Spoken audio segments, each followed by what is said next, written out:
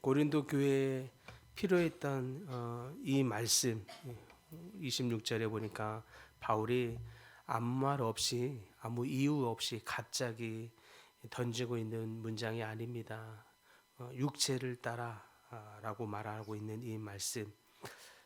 지금 고린도 교회 안에 벌어지고 있는 이 상황들 때문에 그렇죠. 자랑하고 또 서열하고 또 어느 파로 인해서 나누어져 있는 이런 상황 때문에 말하고 있는 이 말씀입니다. 당시 고린도 교회는 큰 도시였다고 했습니다. 사람들은 자기가 배운 학식과 그에 따른 것으로 자기의 의견들을 이야기하고 선포하는 것을 좋아했고, 그에 따른 이 말솜씨, 또 사회적인 지위나 인맥, 후원자 이런 것 등등으로 서로를 평가하던 그런 문화 속에서 살고 있었습니다. 공중에서 대중에서 나와서 자기의 의견들과 아는 이 말씀들을 선포하는 걸 굉장히 좋아하던 그들에게는 누가 더 세련되게 말하는가, 누가 더 논리적이고 깊이 있는 학문으로 말하는가, 그에 따른 영향력이 얼마나 있는가, 이런 것들이 그 사람의 가치를 또 높이를 결정하곤 했습니다. 문제는 그러한 고린도 교회의 문화가 교회 안으로 들어왔다라고 하는 사실입니다.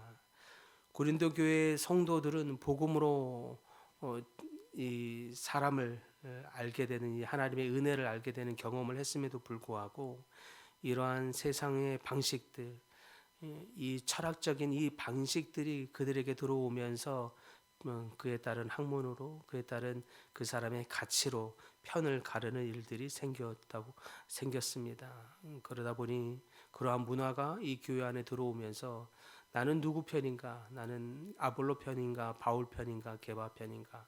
아니면 그도 아닌 그리스도 편인가? 누가 더 좋은 지도자를 따랐는가라고 하는 것으로 겉모양으로 나누어져 있는 것 같지만, 사실 그 깊은 속내에는 누가 더 그러므로 가치 있는 사람인가, 더 나은 사람인가라고 하는 은근한 경쟁 의식이 그 저변에 깔려 있다라고 할 수 있겠습니다. 신앙도 사역도 헌신도 심지어 믿음조차도 이러한 육체의 기준을 따라서 평가하고 있는 것이죠. 저 사람은 똑똑하니까, 저 사람은 많이 배웠으니까 하나님이 크게 쓰실 거야 라고 하는 이러한 생각들인 거죠. 저 사람은 참 말도 세련되게 잘하고 있으니까, 그러니까 하나님이 놀랍게 쓰실 거야.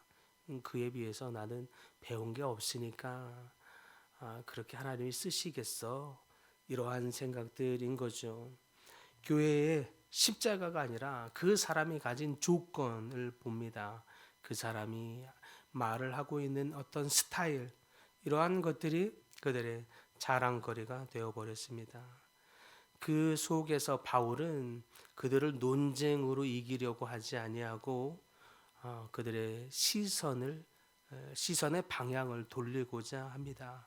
그래서 말하기를 너희의 조건을 보라라고 말하는 것이 아니라 너희의 부르심을 보라라고 이야기하는 것입니다. 하나님이 처음부터 어떤 사람을 불렀을 때 너희가 가진 육체의 조건을 따라서 하나님이 세운 것이냐, 그러한 사람들은 많지 아니하다라고 말하는 이유가 바로 여기에 있습니다. 그래서 오늘 본문에 말하기를 형제들아 너희의 부르심을 보라, 육체를 따라 지혜 있는 자가 많지 아니하며 능한 자가 많지 아니하며 문벌 좋은 자가 많지 아니하도다라고 말하는 이유. 바울의 의도는 분명하죠. 육체를 따라 서열을 만들고 육체를 따라 파벌을 만드는 것, 그것은 하나님의 뜻이 아니고 하나님의 뜻은 부르심의 은혜를 따라 너희를 세웠느니라 라는 말을 하고자 하는 것입니다. 여기서 우리의 시선이 바뀌어야 할 줄 믿습니다. 우리는 오직 그리스도의 십자가를 따라 부르심을 받은 것, 이것이 우리의 자랑이 되고 우리의 스펙이 되고 우리의 전부가 되기를 소망합니다. 그럼에도 불구하고 우리가 육체를 따라 사람을 늘 평가하고 팔을 나누면 어떤 일들이 벌어지는가 두 갈래로 나누어지는데, 하나는 이러한 욕망, 육체의 이러한 조건을 따라 살게 되면 그 속에 자랑이 있게 된다라고 얘기합니다. 그래, 내가 여기까지 온 거 결국 내가 많이 배웠기 때문이지. 그래, 내가 여기까지 온 거 내가 이렇게까지 수고한 것 때문이지. 라고 하는 은근한 자랑이 자기 속에 있는 것입니다. 그러면서 끊임없이 이 자랑한 대로 자기 힘을 발휘하려고 하고 자기 육체의 힘을, 영향력을 더 발휘하려 하면서 자기 자신의 능력을 증명하고자 합니다. 이렇게 자랑은 반드시 비교를 낳고, 그 비교는 시기를 낳으며 그 시기는 결국에 사람들을 분열하게 하고 나뉘게 하고 서열을 정하게 만듭니다. 또한 육체를 따라 계속 행하면 또 하나의 반응은 낙심으로 무너지게 된다라고 하는 것입니다. 어떤 육체의 조건을, 사람들이 부러워할 만한 조건을 갖추면 교만하여지고, 또한 그런 조건을 갖추지 못하면 낙심하게 되는 거죠. 그런데 그 낙심은 절대 겸손이 아니라고 하는 사실입니다. 낙심도 결국에는 육체의 기준을 절대화한 결과라고 할 수 있겠습니다. 사람들이 부러워할 만한, 누구도 갖고 싶어 할 만한 그런 조건이 내가 되지 않은 것에 대한 낙심이기 때문입니다. 그러니 나는 저들보다는 그렇게 가치 있는 사람이라고 할 수 없겠지라고 하는 생각들이지요. 그래서 낙심은 스스로를 포기하게 만들기도 합니다. 이와 같이 육체를 따라 우리 스스로를 생각하거나 다른 사람을 생각하고 판단하면 자랑하거나 아니면 낙심하게 되는 둘 중 하나의 반응들로 나타나게 되죠. 그러나 이 두 모두가 다 공통점이 있는 것은 자랑하는 것이나 낙심하는 것이나 이 모든 육체의 모습에는 내가 중심이 된다라고 하는 사실입니다. 자랑도 내가 중심이고 낙심도 내가 중심이 되는 것입니다. 그래서 바울의 이 말, 그러므로 너희 육체를 따라 된 것은 많지 아니하다라고 말하면서 무엇을 보라고 말합니까? 너희의 부르심을 보라라고 말하는 이 바울의 말이 중요한 것입니다. 하나님은 너희가 지혜 있는 것, 너희가 능력이 있는 것, 너희가 학식이나 문벌이 좋은 것, 이것을 따라 부르심을 한 것이 아니라라고 말합니다.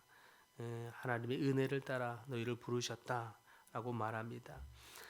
하나님이 능한 자, 능력 있는 자, 문벌이 좋은 자를 싫어한다는 뜻도 아닙니다. 핵심은 구원은 이러한 조건에서 오는 것이 아니라 절대적인 하나님의 은혜로 부르심을 받아 된 것이라고 하는 것을 깨닫게 하려 함입니다. 그래서 자기의 조건을 바라보면서 자랑하거나 교만하거나 낙심하지 말 것을 이야기하는 거죠. 오직 하나님이 일하신 것, 내가 이렇게 세움 받은 것 전적인 하나님의 은혜요. 내가 이렇게 구원을 받은 것, 이건 전적인 하나님의 부르심의 은혜임을 깨닫게 하려 함입니다. 그래서 우리를 더욱 스펙을 갖추는 일, 능력을 갖추는 일로 우리의 힘을 쓰고 열정을 쏟을 것이 아니라 하나님의 부르심의 은혜를 나타내는 일에 우리의 마음을 들여야 한다라고 하는 뜻에서 말하고 있는 것입니다. 우리가 육체를 따라서 사람을 보면 항상 저 사람은 쓸모 있는가 아닌가라고 하는 것으로 평가하게 됩니다. 나에게 도움이 되면 가까이 하고 그렇지 아니하면 멀리하게 되죠. 그러나 부르심을 따라 사람을 바라보게 되면 그가 나에게 쓸모 있는 사람인가 아닌가가 아니라 은혜의 대상으로 바라보게 됩니다. 저 사람도 하나님이 부르셔서 이렇게 세움 받은 것이요, 나도 하나님의 부르심으로 이렇게 구원받아서 여기까지 온 것입니다. 그러므로 우리가 부르심을 받아 서로를 바라보게 되면 그 사람을 나의 쓸모의 존재 여부로 바라보는 것이 아니라 하나님의 부르심을 받은 사람으로서의 존중의 대상으로 바라보게 되는 것입니다. 그때는 평가하기 전에 평가보다 섬김으로 서로를 대하게 되는 것이요. 그러면 교회의 공동체는 서로 나의 가치를 증명해내는 어떤 평가의 링이 장이 되는 것이 아니라 하나님의 이 부르심을 입은 것에 대한 이 은혜를 나누는 장이 되는 줄 믿습니다.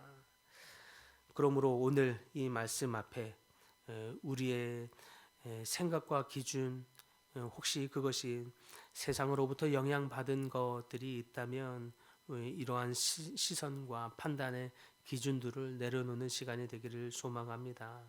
하나님의 부르심, 또 은혜, 십자가 이것들을 붙드는 여러분들 다 되기를 소망합니다.